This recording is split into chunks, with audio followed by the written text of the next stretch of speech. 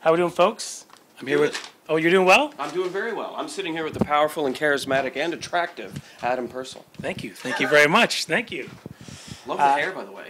Thank you very much. I put a little a little soul glow in there. Nice, Just a little very bit. nice, very nice. So I'm here to do a little stories of the stage with you. Yes. It's our first time.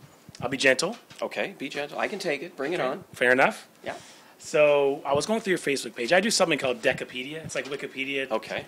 But I also wanted to ask you something because I was going through your Facebook page. Right. And I did notice that you had a picture with Larry Gowan and Oh, the guy from Styx. yeah. We met them at the O'Hare Airport in Chicago. It was last summer. We were on our way to Iowa to do a concert. Yeah. And it was funny because we were the only ones that really knew who the heck Gowan was because he's Canadian, and he was quite excited that some people come over to recognize him. Yep. So Warren and I looked at each other and said, "Is that Gowan?" "Yes, it is." And we were both getting on the same plane. There's just this little plane flying from Chicago to Cedar Rapids, and when we get off, we were like, "Okay, we're doing this festival, and we're all excited. We have our rental van, and then Styx has their huge tour bus." And we just got in our van and we drove away. But they were very nice, very down to earth, and most of their playing is across America now. Gowan's not doing much in Canada, I guess. But it was really neat to meet him. Favorite Gowan song? Well, Strange Animal. That's Absolutely. the hit, right? So, and I'll be honest, I don't know much after that. Again, like you know a lot of these big bands. You can name half a dozen songs, but it's the diehards that know the whole catalog. Yeah. I'm a Criminal Minds guy. Are you? Okay. Okay. Criminal Minds. Oh, my very goodness. good. Yeah. You've got a new gig here. I think I do. I should. We're going to edit that too. Okay. So we're on to Decapedia. Okay. So it could be a one-word answer. Sure. Could be, you could carry on. We can Sure. spend here all night. I know you have to play in about 40 minutes, but That's all right. we can cancel that. Cancel it. I have food coming, so. So, okay, first of all, favorite city to play in? Ooh. Kansas City. Why's that? Kansas City was the first major city at all, and I say, when I say major city, a big one, that gave us a concert in front of a very, very large audience. And they put us on at the Kansas City Irish Festival for their main headliner, this group called the Elders.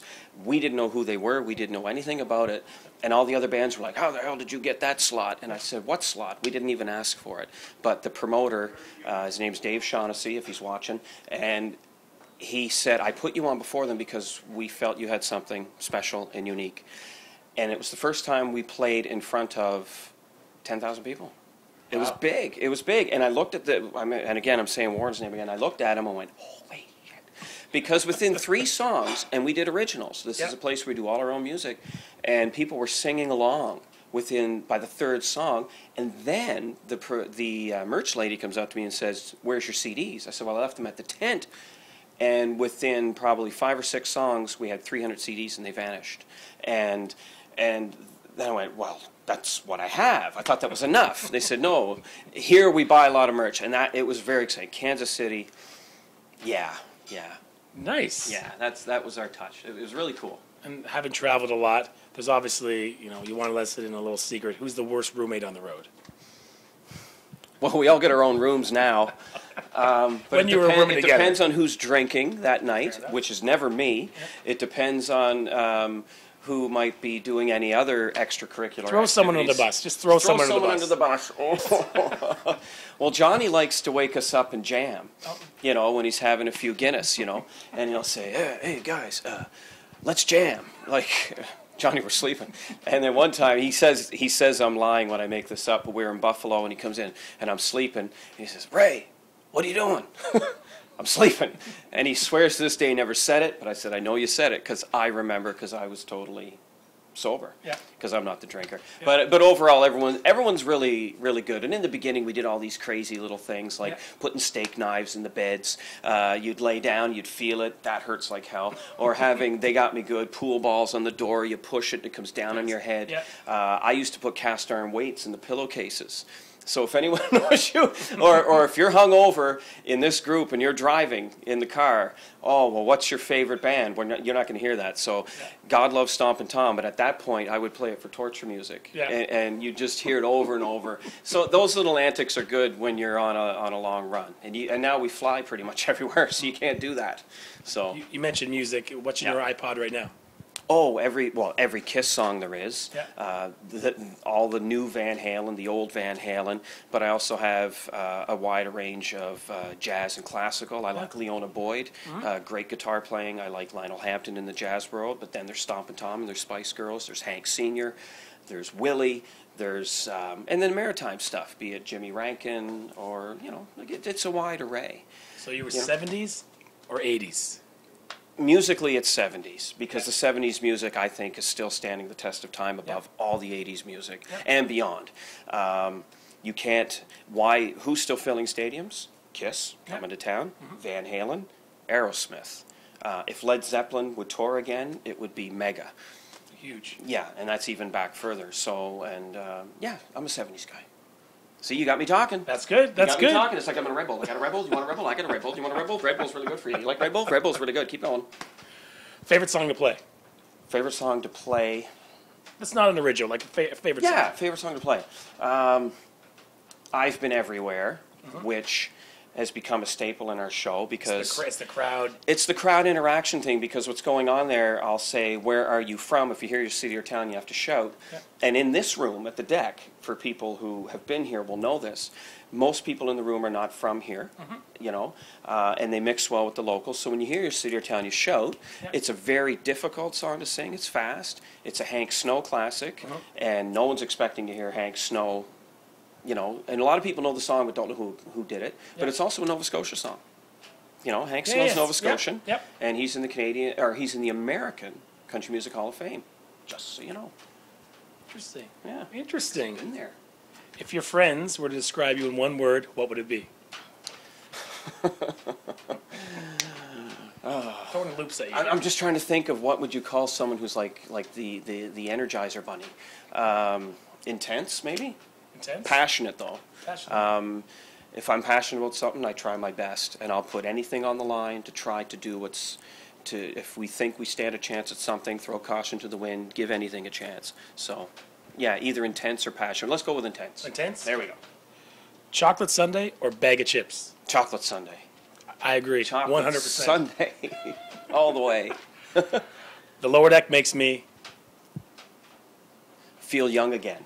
Feel young. I don't feel I age here. No, really. I haven't. I've seen you for 10 years. You've seen me for 10 years. I don't feel we age here. It keeps you young. It keeps you youthful. And it doesn't matter if it's a young crowd or not. I think everybody coming here feels that way because there's a certain vibe in the room. And I often, when we're touring, I'll tell people, if you come to the city, you come to Halifax, this is the place to be because there's a vibe here where you can feel like you're in a house or a patio party, but yet it also feels big too. It's cool. I almost don't want to ask this one. Go ahead. Painful. It's painful. Go ahead. Bring it on. The Leafs' third period collapse. Hilarious or heartbreaking? Hilarious. Look at me. I'm a Senators fan, for anyone that's watching, and been a Sens fan since they came into the league. My relatives were all Leafs fans, and I couldn't listen to this. Yap, yap, yap, yap, yap, yap, yap, yap, yap, yap, yap. And I said, really didn't know what all the bragging was about because in my lifetime, nothing positive really happened. So I started cheering for the nobodies. The Sens were an expansion team, and they were brutal. But one thing I love saying about being a Sens fan is, for the most part, they're always in the playoffs. They win a round or two. They made it to the finals. And a local guy, Paul McLean, is from Antigonish, our hometown. And, of course, we support him. When he won the Cup with Detroit, he brought the Cup back to Antigonish at Piper's Pub, and he asked for Pogie to perform. Oh, really? So he comes up, and we got proof. So Paul comes up, and he said, I'd never do this in a major city. He takes the Stanley Cup, and he leaves it on the stage. He said, I'll be back later. We didn't see him for 2 hours. So I had the cup. I had the Stanley Cup on the stage, and I'm like, back up. Okay, wait your turn. And we were performing, and we had the cup in our possession for 2 full hours. Top that. You didn't let anyone do the sacrilegious thing, did you? No, you wouldn't let that happen. No. We were in control of the cup for 2 full hours, and for that I thank Paul McLean. It was awesome, And I had a Red Wing shirt on that day, and I didn't tell him I was a Sens fan, but now I can. And then we played Pittsburgh the following week, and I told them the story because, of course, they lost to Detroit and it didn't go very well. Yep. There, see, Red Bull. So the next answer, I already know. You expect that the Sens are going to win the cup, obviously. We don't have to go any further than that. That's your right. answer. Yeah, Yeah. we know that. Nicki Minaj, great artist or the greatest artist? I don't know who that is. That's Oh my God. No, I was going to say Justin Bieber. I don't know who that is. I don't know who that is. I'm sorry. Don't apologize. You're the my- one. You're the one who doesn't know what it is. I don't know. We used to say there'd come the day we'd all be making songs or finding better words, but those ideas never lasted long.